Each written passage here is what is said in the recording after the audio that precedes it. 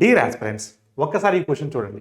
ఈ క్వశ్చన్ చూస్తే జనరల్గా స్టూడెంట్స్ ఈ నెంబర్స్ చూడగానే, ఈ డెసిమల్స్ చూడగానే అమ్మో ఈ క్వశ్చన్ టఫ్, ఈ క్వశ్చన్ స్కిప్ చేద్దాం అనుకుంటారు, లేదా సర్కస్ అవుతుంది. కానీ మనం ఎలా చేస్తున్నామో చూడండి.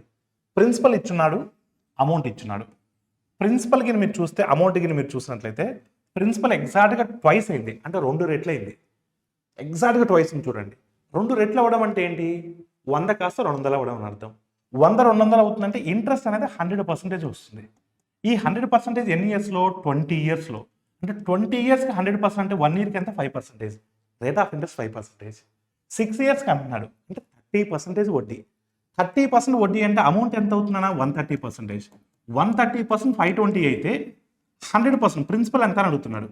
134 times 100, 4 times 400. Your answer is what? 400. Thank you all of you.